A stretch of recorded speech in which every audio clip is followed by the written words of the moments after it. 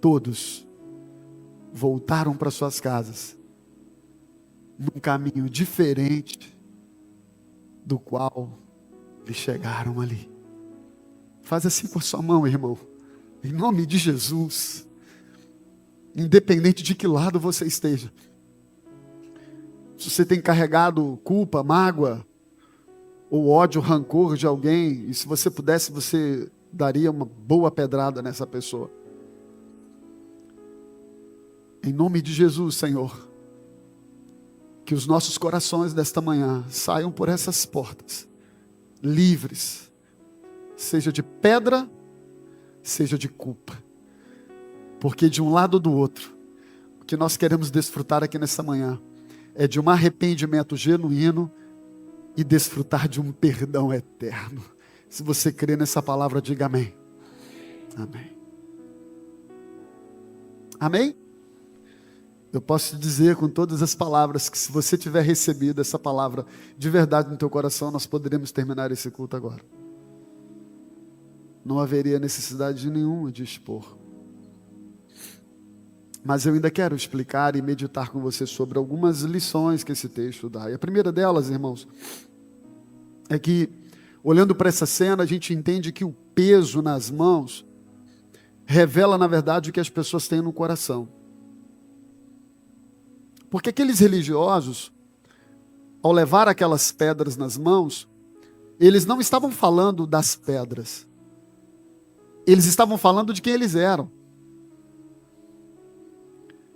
Do que eu quero depreender o seguinte: para conhecer alguém, basta você olhar o que ela carrega nas mãos. Basta você olhar o que ela flui da sua boca. Por isso que a Bíblia diz que aquilo de que a boca fala, o coração está cheio. As obras, aquilo que a gente carrega, diz muito a respeito de quem nós somos. Pastor, onde você quer chegar? Eu quero chegar, irmãos, ao conceito de que o coração daqueles religiosos era muito pior do que as pedras que eles tinham nas mãos. Embora eles parecessem pessoas extremamente zelosas, embora do ponto de vista estético e externo a gente diria assim: nossa, que homens exemplares, olha o pastor Fernando com o terno bege dele, olha o presbítero Sandro com o terno azul dele, olha o diácono Igor com o terno que ele comprou do Roberto Carlos, azul, tá uma beleza. Irmão, só Deus sabe o que está no nosso coração. Havia mais peso no coração desses religiosos do que nas mãos dessas pessoas. Quem está entendendo? Enquanto carregavam pedras para ferir, Jesus carregava graça e perdão para restaurar. Enquanto há pessoas pesadas, gente que está com o coração pesado de ódio, de sentimento de vingança, de desejo de punir, de desejo de fazer o outro sofrer, Jesus estava com o coração sempre pronto, disponível para amar e perdoar. Não é ser condescendente com o pecado, mas é ser disponível para o perdão. O que você tem carregado, irmão? Vou fazer mais uma pergunta, porque eu amo perguntas. Como está teu coração hoje aqui? Como estão suas mãos?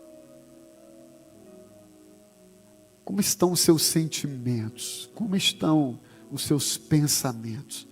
Você chegou aqui leve ou pesado? E eu não estou falando de quilinhos. Eu não estou falando de carne. Eu estou falando de alma. Eu estou falando de espírito. E eu não sei se você já percebeu que existem pessoas em que facilmente a gente consegue perceber que elas estão pesadas. E por que estão pesadas? Porque O que a gente carrega nas mãos denuncia o que está no coração. Jesus, olhando para aquela multidão, para aqueles religiosos, ele via mais do que pedras. Ele via hipocrisia. Ele via injustiça. Ele via ódio. Ele via rancor.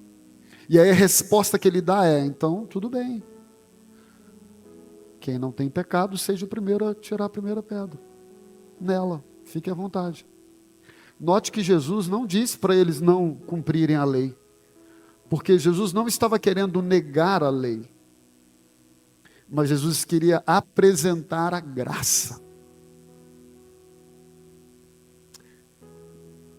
Irmão, a gente vive um tempo, e se a gente não tomar cuidado, nós somos conduzidos a pensar como o mundo pensa, a agir como o mundo age. Você já parou para perceber que é muito fácil cancelar as pessoas hoje? Essa cultura do cancelamento é essa cultura farisaica, religiosa.